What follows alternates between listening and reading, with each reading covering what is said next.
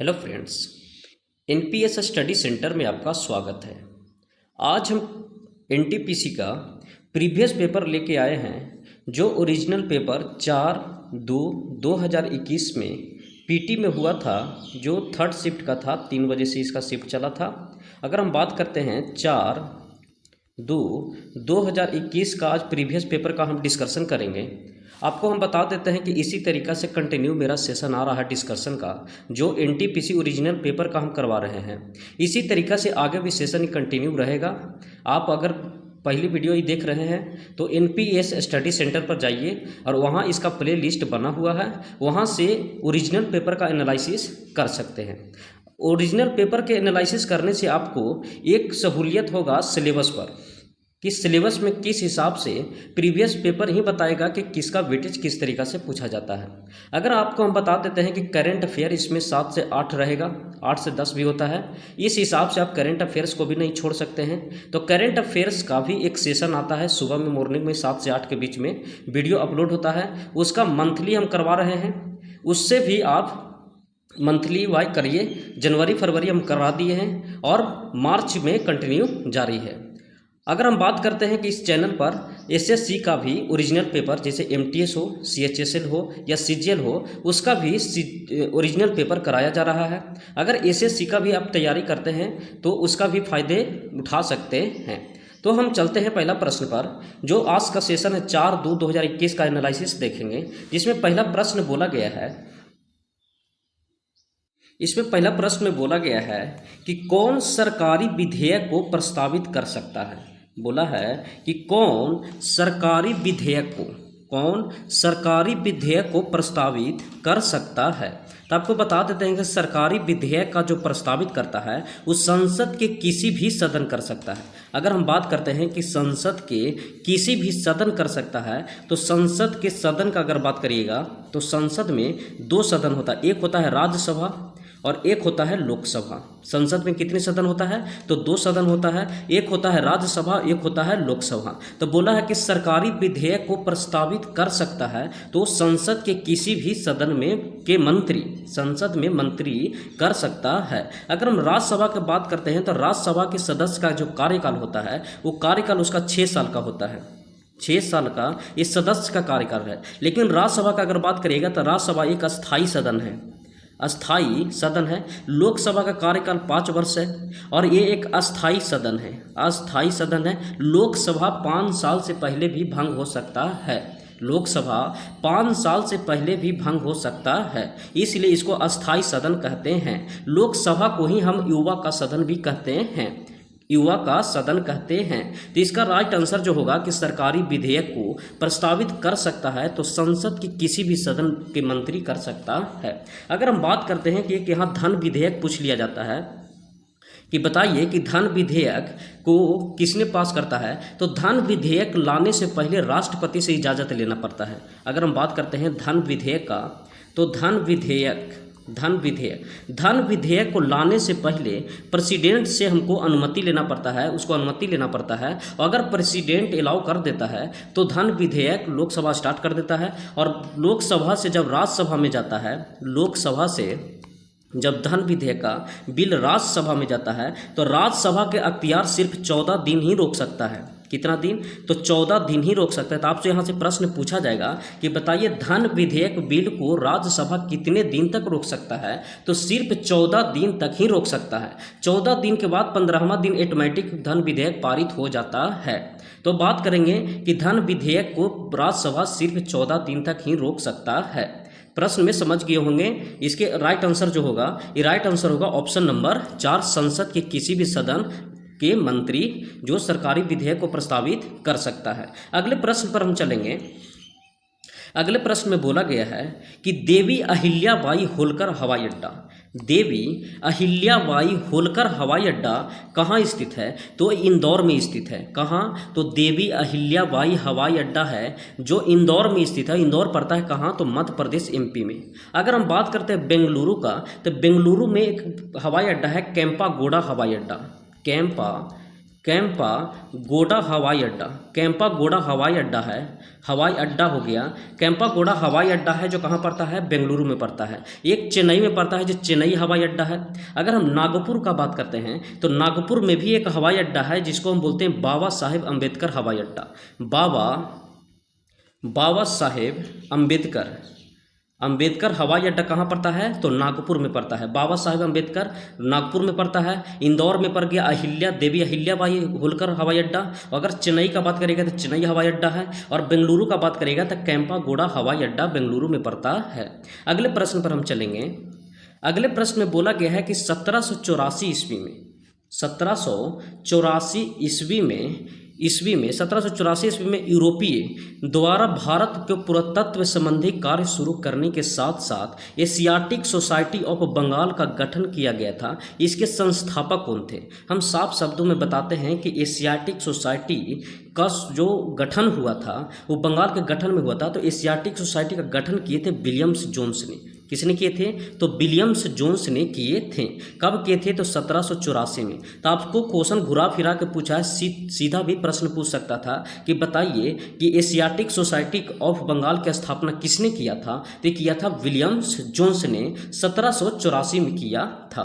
अगर बात करते हैं हम जेम्स प्रिसेम्प का, तो जेम्स प्रिसेम्प के बारे में आप जानते होंगे कि अशोक के शिलालेख को पढ़ने का पहला प्रयास जो किया था वो जेम्स प्रिसेम्प ने ही किया था। 1837 में इसको सफलता मिला था पढ़ने के लिए। तो पूछा जाएगा प्रश्न में कि अशोक के शिलालेख को पढ़ने का पहला सफलता किसको मिला था? तो मिला था जेम्स प्रिसेम्प को। और जेम्स प्रिसेम्प कब पढ़ा था? तो 1837 ईस्वी में पढ़ा था। अगर यही पूछ लिया जाता कि भारत में पुरातत्व का पिता किसे कहा जाता है? भारत में पुरातत्व का पिता, भारत में पुरातत्व का पिता किसे कहा जाता है? तो पिता कहा जाता है एलेक्जेंडर को। किसको कहा जाता है? तो एलेक्जेंडर को भारत में पुरातत्व का पिता कहा जाता है। अगर पाषाण कालीन का बात करिएगा तो पाषाण कालीन का सभ्यता की जो खोज किया था वो खोज किया था रॉबर्ट ब्रूस फुट ने किया था। पाषाण कालीन सभ्यता की खोज किया था। पाषाण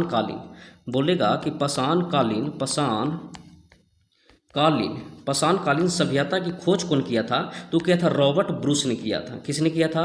तो रॉबर्ट ब्रूस ने किया था। दोस्त हम बता देते हैं कि जो भी पॉइंट बोलेंगे वो 1 से 2 बार हम रिपीट कर देते हैं, वो लिख लीजिएगा। काहे कि इस पर थोड़ा पूरा लिखना पॉसिबल ना होता है, थोड़ा दिक्कत होता है, इसलिए मैं बता देता हूं कि जो भी पॉइंट बोलेंगे वो लिख लीजिएगा। हम 1 से 2 बार रिपीट हम कर देते हैं, उस हिसाब से अपना लिख भी लीजिएगा और जहाँ तक बनेगा वहाँ भी तक हम यहाँ लिखते जाएंगे। तो इसका राइट आंसर होगा कि 1784 में एशियाटिक सोसाइटी की स्थापना किसने किया था? तो विलियम्स जोन्स ने किया था। कब किया था? तो 1784 में किया था। उसी तरीका से फिर पूछ सकता है कि बताइए कि अशोक के शिलालेख का पढ़ने का पहला प्रयास कौन किया था? तो 1837 ईस्वी में जेम्स प्रिसेम्प ने किया था। फिर वही पूछेगा कि भारत का पुरातत्व का पिता कैसे कहा जाता है? तो अलेक्जेंडर कनिंघम को कहा जाता है। प्रश्न में समझ गए होंगे। अगले प्रश्न में देखेंगे, प्रश्न नंबर 5 में बोला गया है कि भारत का सबसे पुराना व्यापार संघ कौन सा है? भारत का सबसे पुराना व्यापार का अगर बात करिएगा तो भारत का सबसे पुराना व्यापार संघ है जो IUTAC है। कौन है? तो AITUC है। AITUC है। इसी को हम बोलते हैं all India trade union Congress. All India trade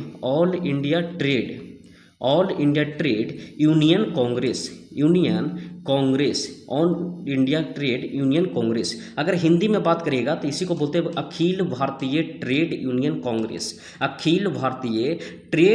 Congress बोलते हैं। अगर इसका गठन का बात करिएगा तो गठन हुआ था इनको 1920 में। कब हुआ था? तो 1920 में हुआ था। और इनका जो पहला अध्यक्ष बने थे वो बने थे Lala Lajpat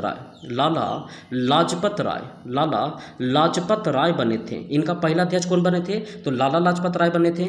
AITUC all India trade union Congress का गठन कब हुआ था? तो 1920 में हुआ था। भारत का सबसे पुराना व्यापार संघ कौन सा है?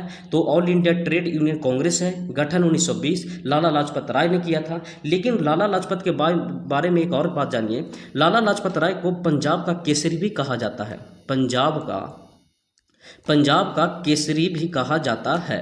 पंजाब का केसरी। हम लाला लाजपत राय के बारे में अगर देखते हैं तो लाला लाजपत राय, लाला लाजपत राय इनको पंजाब का केसरी भी कहा जाता है। पंजाब का केसरी भी कहा जाता है। पंजाब का केसरी भी कहा जाता है। अगर हम बात करते हैं तो इस साइमन कमीशन का विरोध किए थे। साइमन कमीशन का विरोध किए थे 1928 में, जिसके कारण इन पर लाठी चार्ज हुआ था और जिसकी वजह से इनको 17 नवंबर 1928 को मृत्यु हो गया था। 17 नवंबर 1928 को मृत्यु हो गया। किनको? तो लाला लाजपत राय को। लाठी चार्ज से साइमन कमीशन का विरोध कर रहे थे और लाला लाजपत राय को पंजाब का केसरी भी कहते हैं। तो आपसे प्रश्न में पूछा था कि भारत का सबसे पुराना व्यापार कौन है, तो all India trade union Congress हो गया, अखिल भारतीय ट्रेड यूनियन कांग्रेस। गठन पूछेगा 1920 मारिएगा। अध्यक्ष पूछेगा तो लाला लाजपत राय को पंजाब का केसरी भी कहा जाता है। अगले प्रश्न पर हम चलेंगे। अगले प्रश्न में बोला गया है, अगर अगले प्रश्न का बात करते हैं तो अगले प्रश्न में बोला गया है कि रेमन मैग्सेसे पुरस्कार से किसको सम्मानित किया गया है। तो अगर हम बात करते हैं रेमन मैग्सेसे का, तो रेमन मैग्सेसे का अगर बात करेगा तो इनका जो गठन हुआ था वो हुआ था 1957 में। कब हुआ था? तो 1957 में रेमन मैग्सेसे का गठन हुआ था। रेमन मैग्सेसे पुरस्कार जो दिया जाता है वो फिलीपींस के पूर्व राष्ट्रपति रेमन मैग्सेसे के याद में दिया जाता है। फिलीपींस के पूर्व राष्ट्रपति रेमन मैग्सेसे के याद में दिया जाता है रेमन मैग्सेसे अवार्ड। अगर शुरुआत का बात करेगा तो शुरुआत देने में स्टार्ट जो हो गया था वो हुआ था 1958 में। अगर हम बात करते हैं कि भारतीय को किनको मिला है, तो पहला तो एक केजरीवाल को देख रहे हैं कि एक केजरीवाल को भी मिला हुआ रेमन मैग्सेसे अवार्ड। अगर हम बात करते हैं विनोबा भावे को भी मिला हुआ है, विनोबा भावे। और एक टीवी पत्रकार को नाम सुने होंगे, रवीश कुमार। टीवी पत्रकार रवीश कुमार को भी रेमन मैग्सेसे अवार्ड दिया गया है। अगर 2023 में बात करेगा कि 2023 में किनको मिला था, तो 2023 में भी मिला था रवि कन्नन को मिला था। किसको? तो आर रवि कन्नन को मिला था। आर रवि कन्नन को 2023 में मिला था। अगर भारत में बात करेगा तो अरविंद केजरीवाल को भी मिला है, विनोबा भावे को भी मिला है। और टीवी के एक अति है, टीवी के जो रवीश कुमार, टीवी एक पत्रकार है, रवीश कुमार को भी रेमन मैग्सेसे दिया गया है। रेमन मैग्सेसे फिलीपींस के पूर्व राष्ट्रपति रेमन मैग्सेसे के याद में दिया जाता है। इसका जो गठन हुआ था 1957 में हुआ था, ये देना स्टार्ट किया था 1958 में। अगले प्रश्न पर हम चलेंगे। अगले प्रश्न में बोला कौन सा राष्ट्रीय राजमार्ग दिल्ली और मुंबई को जोड़ता है। अगर हम बात करते हैं दिल्ली और मुंबई को कौन जोड़ता है, तो राष्ट्रीय राजमार्ग दिल्ली और मुंबई को कौन जोड़ता है, तो दिल्ली और मुंबई को NH8 जोड़ता है। NH8 जोड़ता है दिल्ली और मुंबई को। किसको? तो दिल्ली और मुंबई को NH8 जोड़ता है। एक हाइलाइटेड पढ़े होंगे, बहुत बार पेपर में आते रहता है, NH37, और एक आता है NH44। तो NH37 और NH44 हम देखते हैं NH37 का।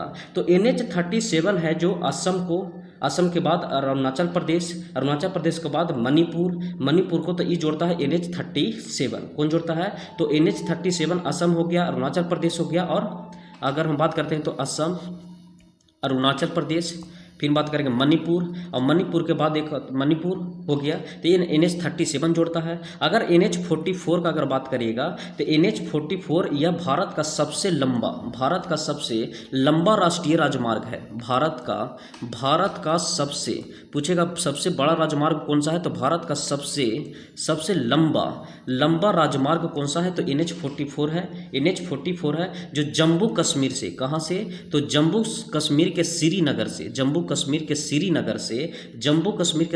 से तमिलनाडु के कन्याकुमारी तक जोड़ता है, कन्याकुमारी को जोड़ता है। समझिएगा, हम बोले कि भारत का सबसे लंबा राष्ट्रीय राजमार्ग कौन सा है, तो NH44 है। और जम्मू कश्मीर के श्रीनगर से तमिलनाडु के कन्याकुमारी को जोड़ता है।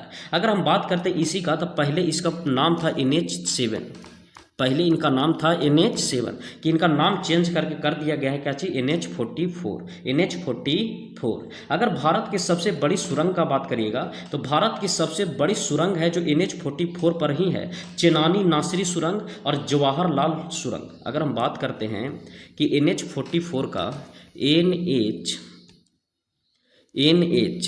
NH44 का, तो NH44 का पहले कौन था, तो इसी का नाम था NH7। अब हो गया NH44 जो जम्मू कश्मीर, किसका, तो जम्मू कश्मीर के श्रीनगर से तमिलनाडु के कन्याकुमारी तक को जोड़ता है। अगर हम बात करें इसका, तो इस पर एक सबसे बड़ा सुरंग जो होता है वो होता है चेनानी सुरंग। कौन सा, तो चेनानी सुरंग हो गया।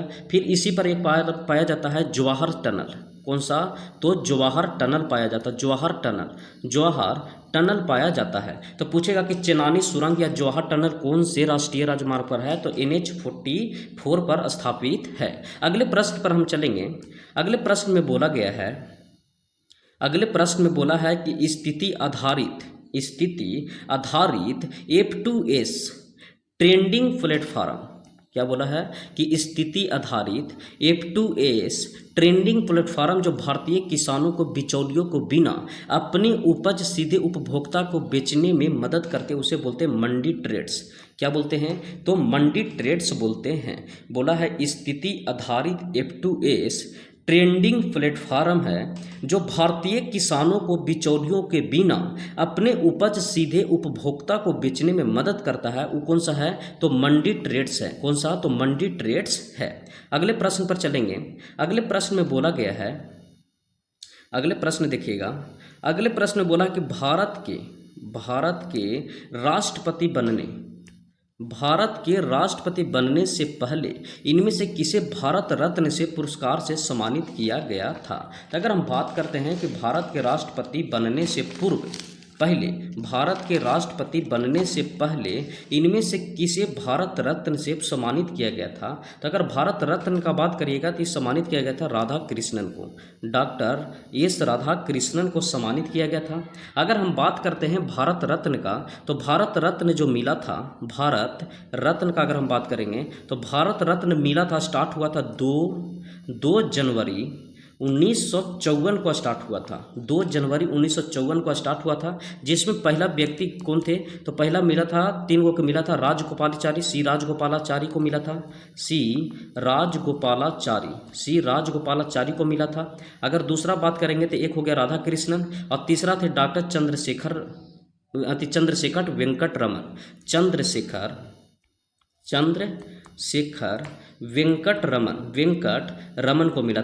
रमन को मिला था। और एक तीसरा व्यक्ति कौन थे, तो तीसरा व्यक्ति खुद थे राधा कृष्णन। कौन थे, राधा कृष्णन। ये तीनों को भारत रत्न पहली बार 2 जून 1954 को दिया गया था। 2 जून 1954 को दिया गया था। तो यहाँ हम बात किए किनको, तो 1954 का किनको मिला था, तो 1954 में मिला था सी राजगोपालाचारी को।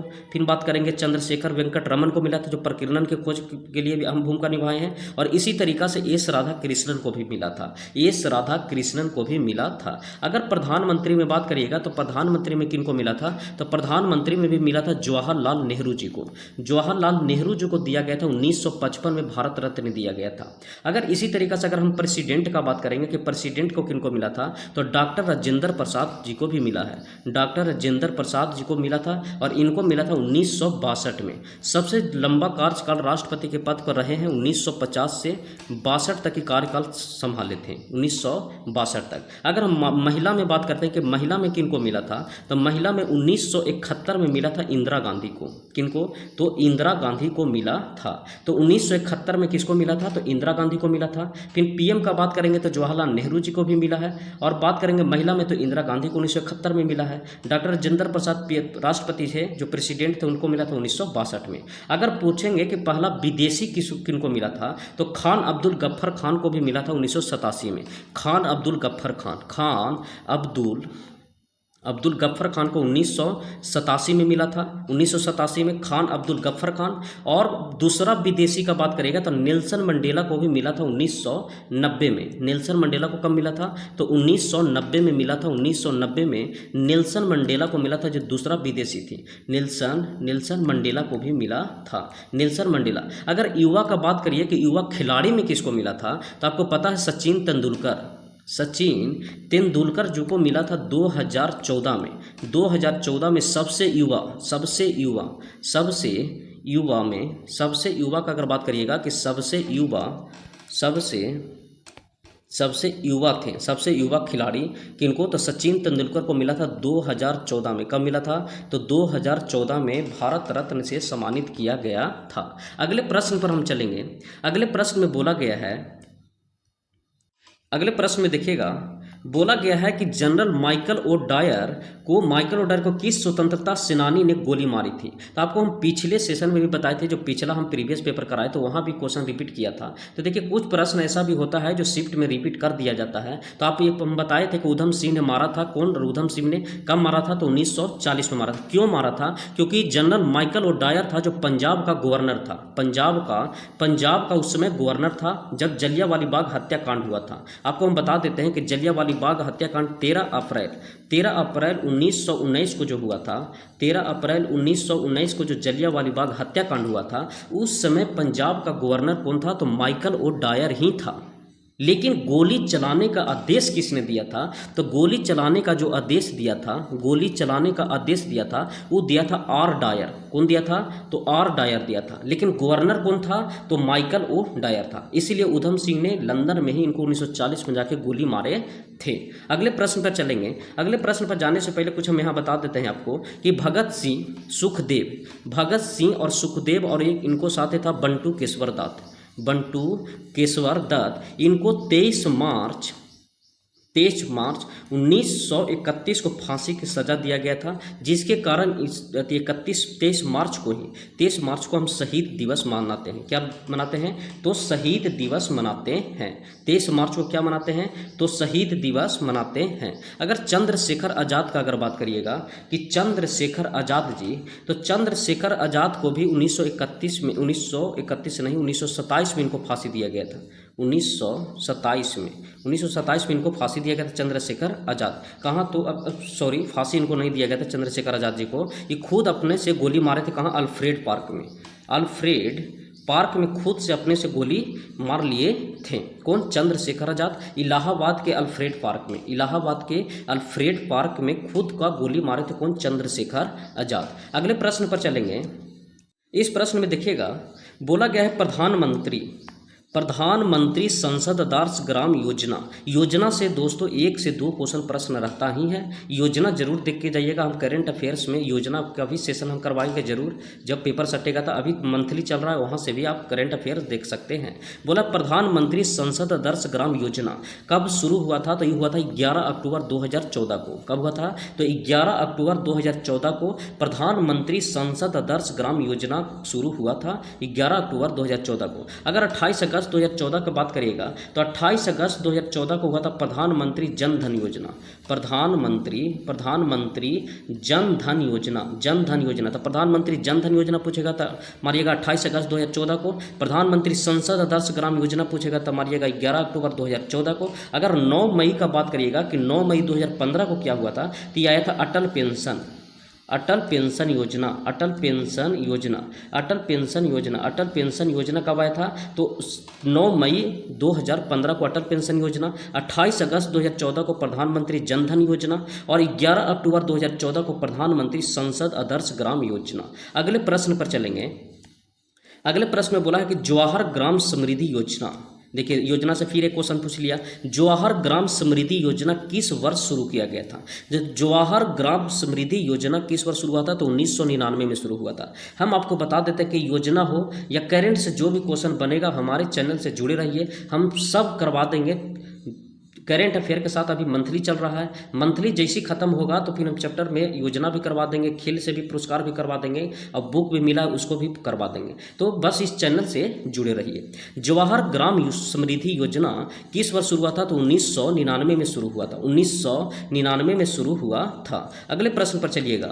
अगले प्रश्न में देखिएगा, बोला गया है कि सिक्किम के लोगों ने उनके अद्भुत मुखौटा, सिक्किम के लोगों को उनके अद्भुत मुखौटा नृत्य के लिए जाना जाता है। सिक्किम के नृत्य के इस रूप में जाना जाता है तो उसे छम के रूप में जानते हैं। किसके रूप में जानते हैं? तो छम के रूप में जानते हैं। सिक्किम के लोगों को उनके अद्भुत मुखौटा नृत्य के लिए जाना जाता है। तो सिक्किम में नृत्य के किस रूप में जाना जाता है? तो छम के रूप में जाना जाता है। इस क्वेश्चन पर ज़्यादा टाइम नहीं देंगे दोस्तों, का कि सेशन हो जाता है जो बहुत लंबा चल जाता है। जो प्रश्न में बताने लायक रहेगा उसको हम बता देंगे, और बाद बाकी कुछ रहता है जो स्टैटिक्स रहता है, जो डायरेक्ट याद करने का चीज़ होता है, उसको याद कर लीजिएगा, ताकि सेशन भी लंबा हो जाता है, वीडियो बहुत लंबा बन जाता है। अगला प्रश्न पर देखिएगा। अगला प्रश्न में है 22। अगले प्रश्न में बोला गया है कि किस राज्य की सीमा सबसे अधिक केंद्र शासित प्रदेशों से जुड़ी हुई है? तो बोला है कि किस राज्य की सीमा सबसे अधिक, चाहे तो राज्य से या केंद्र शासित प्रदेश से जुड़ी हुई है। तो आपको पता है कि जुड़ी हुई है उत्तर प्रदेश का। उत्तर प्रदेश का सीमा है जो केंद्र शासित प्रदेश से भी सबसे लंबी जुड़ती है, और राज्यों से सबसे ज़्यादा लंबा जोड़ता है कौन? उत्तर प्रदेश। कौन जोड़ता है? तो उत्तर प्रदेश जोड़ता है। अगले प्रश्न पर चलते हैं। इस प्रश्न में देखिएगा, इस प्रश्न में बोला गया है कि मानचित्र या चार्ट मौजूद एक काल्पनिक रेखा और एक रेखा जो समुद्री जल जैसी जल सतह के नीचे समान गहराई वाले सभी बिंदुओं को जोड़ती है, उसे कहा जाता है आइसोबात कहा जाता है। अगर मानचित्र आप देखे होंगे तो मानचित्र में देखिएगा कि जब समुद्र के नीचे एक डॉट डॉट लाइन रहता है, उसी का ये बात कर रहा है। बोला है मानचित्र या चार्ट पर मौजूद एक काल्पनिक रेखा या एक रेखा जो समुद्री जल जैसे जल सतह के नीचे समान गहराई वाले सभी बिंदुओं को जोड़ती है, उसे बोलते हैं हम आइसोबात।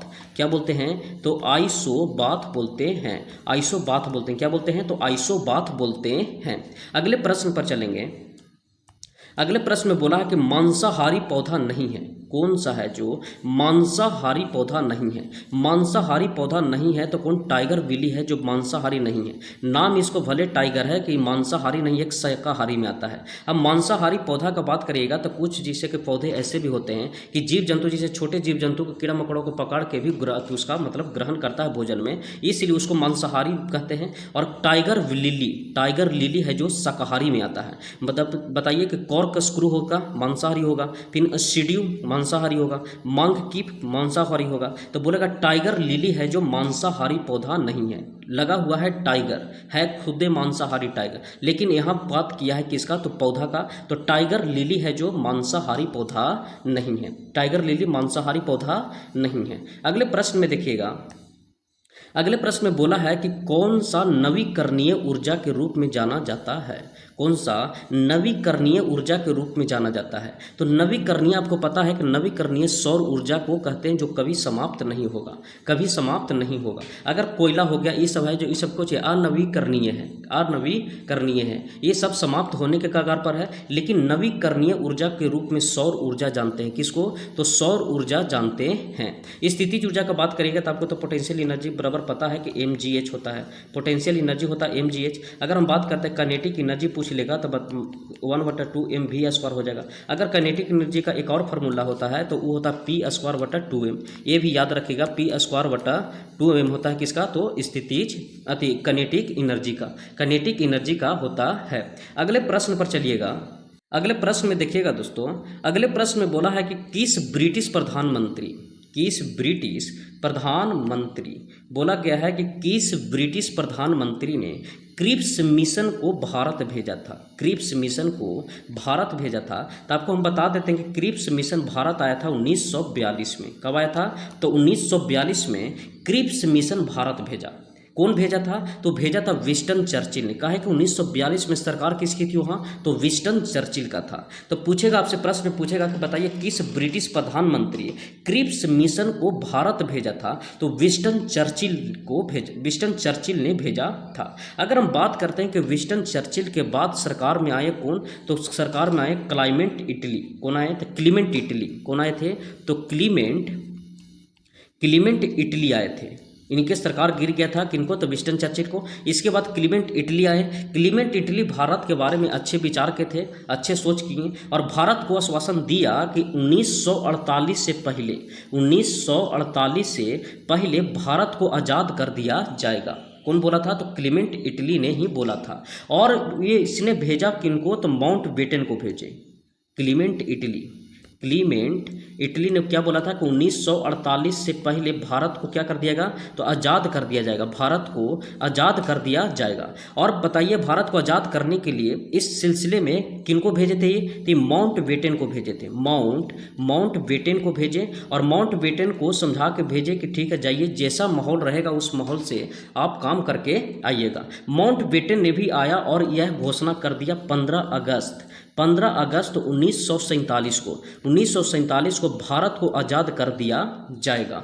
15 अगस्त 1947 को भारत को आज़ाद कर दिया जाएगा। इसलिए स्वतंत्र भारत के वाइसराय पूछेगा तो कौन थे, तो लॉर्ड माउंटबेटन थे। अगर पूछेगा कि स्वतंत्र भारत के भारतीय वाइसराय कौन थे, तो सी राजगोपालाचारी थे। कौन थे, तो सी राजगोपालाचारी थे। अगले प्रश्न पर हम चलेंगे। अगले प्रश्न में बोला गया है, अगले प्रश्न में है, इस प्रश्न में देखिएगा, इस प्रश्न में बोला गया कि जब प्रकाश प्रिज्म से गुजरता है तो कौन सा रंग सबसे कम विपरीत होता है, मतलब कि सबसे कम बिखरता है। समझ लीजिए कि सबसे कम बिखरता है। अगर हम बता देते हैं कि एक ट्रिक याद रखिएगा, रो जी बी आई भी। इसमें हम बताते हैं कि नीचे से ऊपर, अगर प्रिज्म का बात करते हैं तो वहीं से आप हम समझा देते हैं। प्रिज्म का अगर बात करते हैं तो ये मानते हैं प्रिज्म है, और यहाँ से कोई भी प्रकाश अगर जाती है तो इस तरीका से बिखरता है, और इस 7 रंगों में बिखर जाती है। कितने रंगों में, तो 7 रंगों में बिखर जाती है। 7 रंगों में बिखर जाता है। अगर हम बात करते हैं तो ऊपर से सीरीज लगाइएगा, रो जी बी आई भी,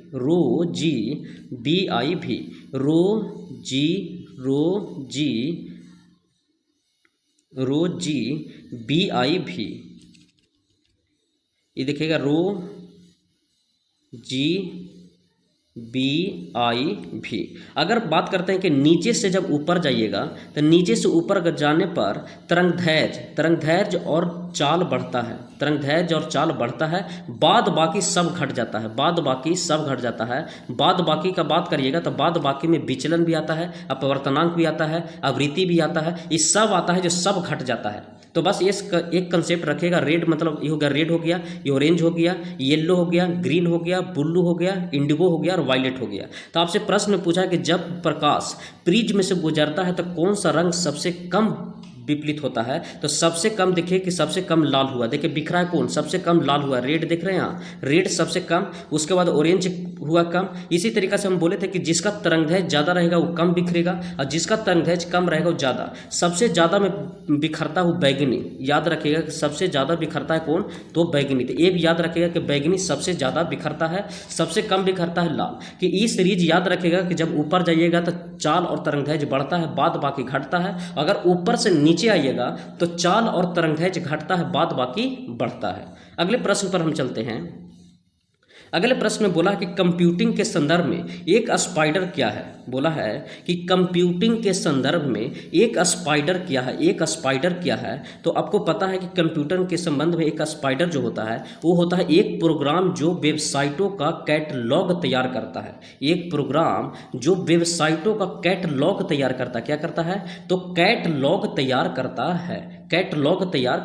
है। इसका राइट आंसर होगा ऑप्शन नंबर ए। अगले प्रश्न पर चलते हैं। इस प्रश्न में देखिएगा, बोला कि जुलाई 2017 में भारत की पहली सौर ऊर्जा संचालित ट्रेन को रेलवे स्टेशन से शुरू किया गया था, तो शुरू किया गया था दिल्ली से।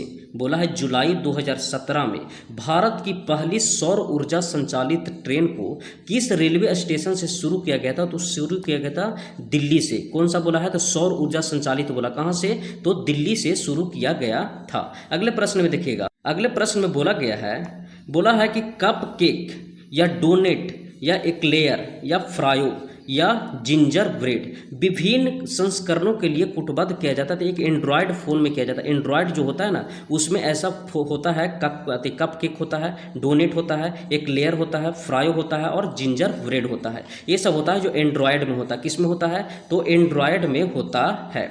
अगले प्रश्न में देखिएगा, इस प्रश्न में बोला है कि बांस में फूल आना, जो बांस होता है ना, जिसको बम्बू बोलते हैं, तो बांस में फूल आना के कारण क्या है? तो चूहे की आबादी में वृद्धि। ये एक संकेत देता है कि जब बांस में फूल आने लगता है तो चूहे की आबादी में वृद्धि होती है। चूहे की आबादी में वृद्धि होती है जब बांस में फूल आना, मतलब कि चूहे की आबादी बढ़ने लगता है। चूहे की आबादी बढ़ने लगता है। अगले प्रश्न पर चलेंगे।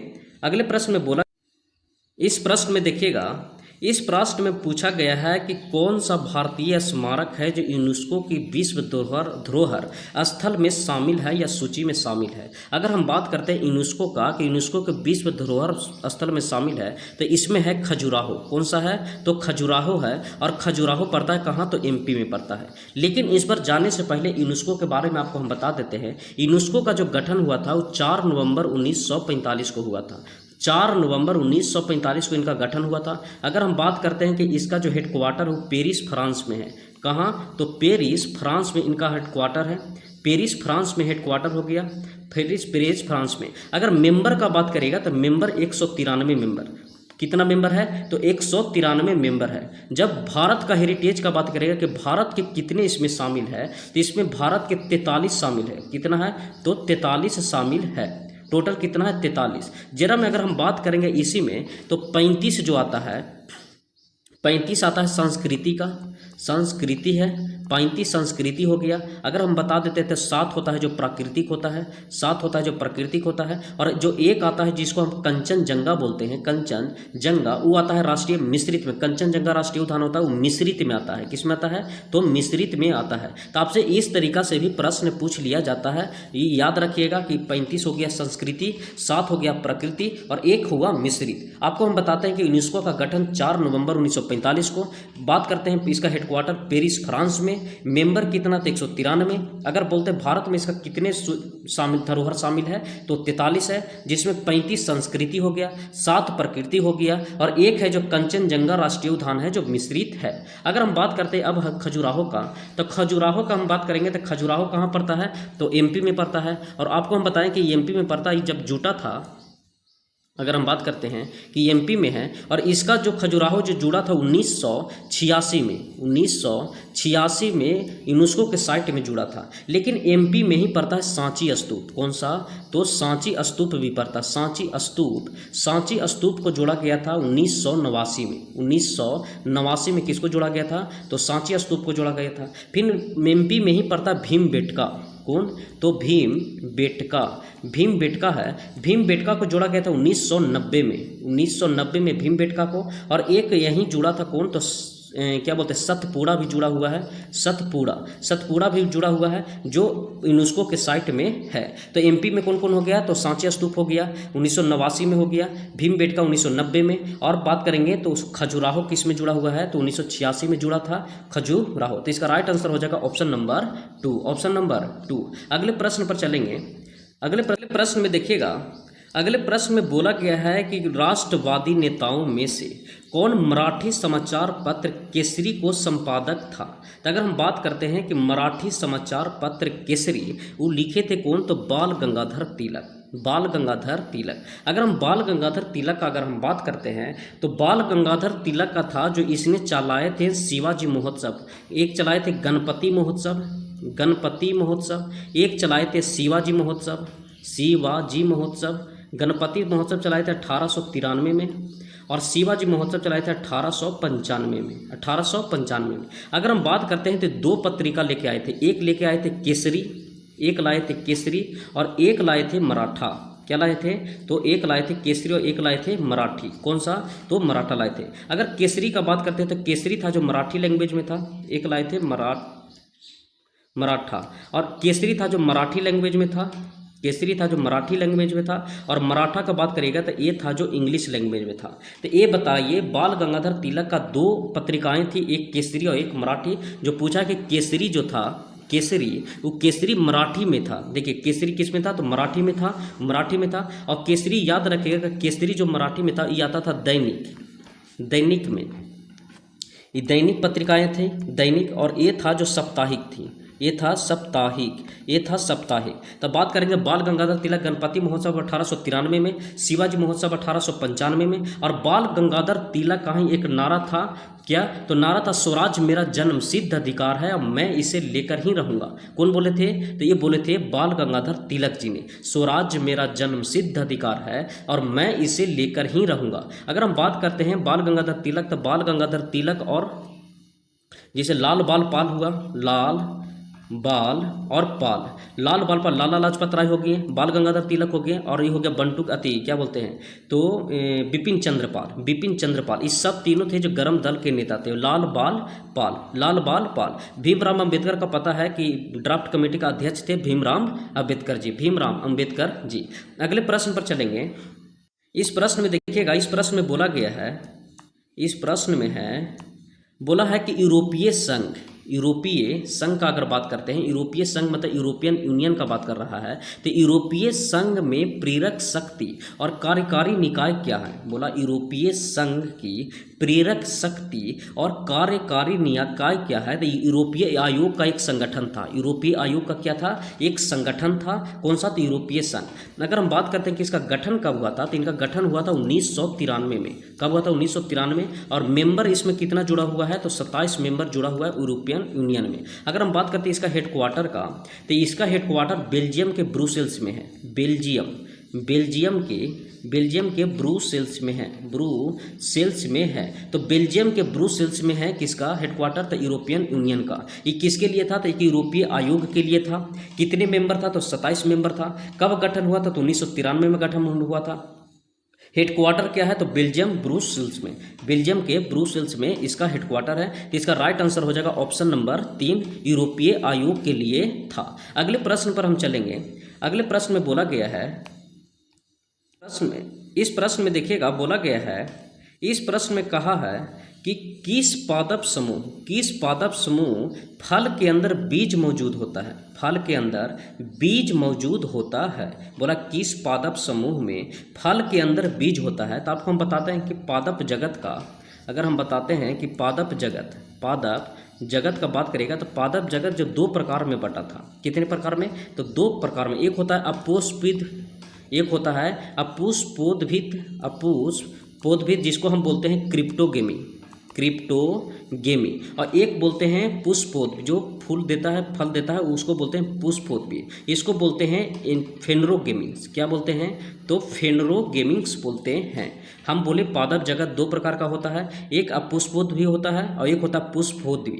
अगर हम बात करते हैं अपुष्पोद्भिद का, तो इसको बोलते हैं क्रिप्टोगेमी, और आप पादप का जगत का दूसरा बोलेंगे तो फेनरोगेमिस। अगर हम बात करते हैं अपुष्पोद्भिद, तो इसी में 3 भाग में बढ़ता है, 3 भाग में बढ़ता है। एक होता है ब्रायोफाइटा, एक होता है ब्रायोफाइटा, एक होता है ब्रायोफाइटा, एक होता है ब्रायोफाइटा, और दूसरा होता है ट्रीडोफाइटा, ट्रीडोफाइटा, तीसरा होता है ब्रायोफाइटा, ट्रीडोफाइटा, तीसरा होता है थैलोफाइटा।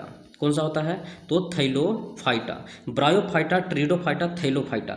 अगर हम बात करते हैं ब्रायोफाइटा की, तो ब्रायोफाइटा को उभयचर, पादप का उभयचर कहा जाता है, पादप जगत का उभयचर कहा जाता है। तो डायरेक्ट प्रश्न पूछ लेता है कि पादप जगत का उभयचर किसे कहा जाता है, तो ब्रायोफाइटा को कहा जाता है। पादप जगत का उभयचर किसे कहा जाता है, ब्रायोफाइटा को कहा जाता है।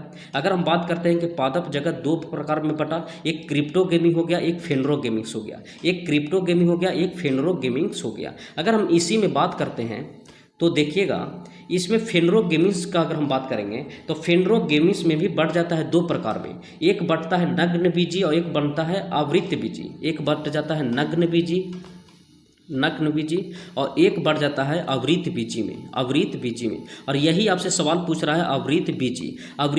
तो आवृत बीजी का ही सवाल पूछ रहा है। बोला है कि किसमें फल अंदर बीज में होता है, तो होता है आवृत बीजी में। किसमें होता है, तो आवृत बीजी में होता है।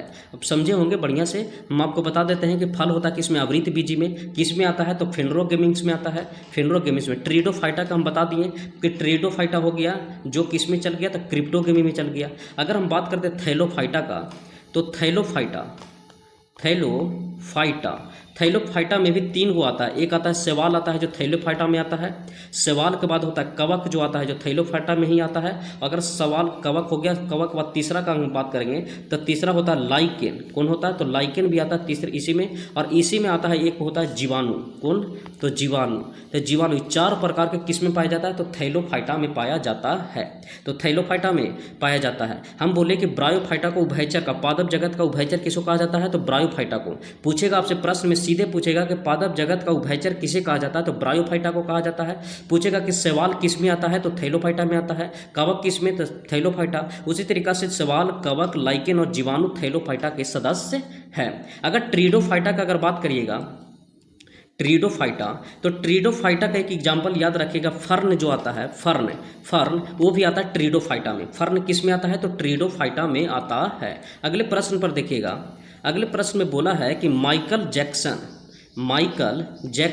बोला, माइकल जैक्सन 1991 के हिट गाने black and white music video को प्रस्तुत एकमात्र भारतीय नृत्य में कौन किया था? तो उड़ीसी लैंग्वेज में किया था। कौन? तो माइकल जैक्सन ने 1991 के हिट गाने ब्लैक और वाइट के म्यूजिक वीडियो के प्रस्तुत एकमात्र भारतीय नृत्य में किए थे। तो उड़ीसी में। भरतनाट्यम का बात करिएगा तो ये हो गया तमिलनाडु में।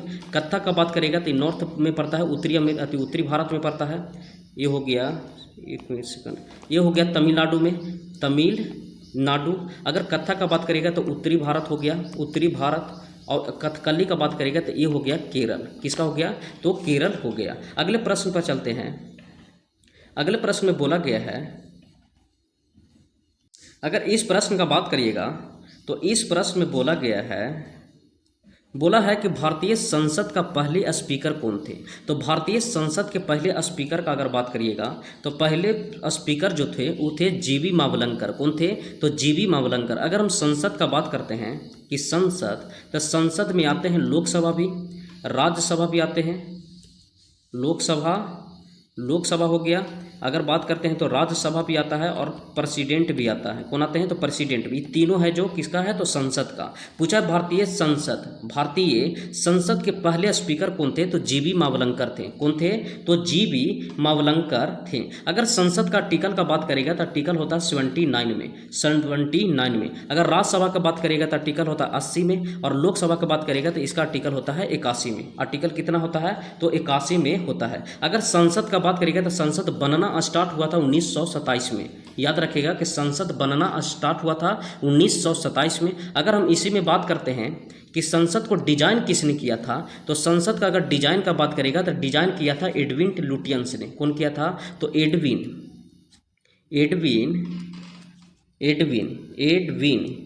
एडविन लुटियंस ने किया था। याद रखिएगा कि संसद का डिजाइन कौन किया था? तो एडविन लुटियंस ने किया था। कौन किया था? तो एडविन लुटियंस ने किया था। भारतीय संसद के पहले स्पीकर कौन थे? जीवी मावलंकर थे। कौन थे? तो जीवी मावलंकर थे। अगर हम बात करते हैं डॉक्टर राजेंद्र प्रसाद का, तो आपको पता है कि 1950 से 52 तक ही राष्ट्रपति, 62 तक राष्ट्रपति रह चुके हैं। भारत रत्न भी इनको मिला था। भारत रत्न से सम्मानित किया गया था कब? तो 1962 में। बी आर अम्बेडकर का बात करिएगा तो ड्राफ्ट कमेटी के अध्यक्ष भी हम बताए थे। ड्राफ्ट कमेटी का अध्यक्ष कौन थे? बी आर अम्बेडकर का बात करिएगा तो पूना पैक्ट जो हुआ था, पूना पैक्ट भी हुआ था 1932 में। वो महात्मा गांधी और बी आर अम्बेडकर के बीच में हुआ था। B R Ambedkar. अगर अम्बेडकर जी का बात करेगा तो तीनों गोलमेज सम्मेलन 30, 31 और 32 तीनों गोलमेज सम्मेलन में भाग लेने वाले कौन थे? तो बी आर अम्बेडकर जी थे।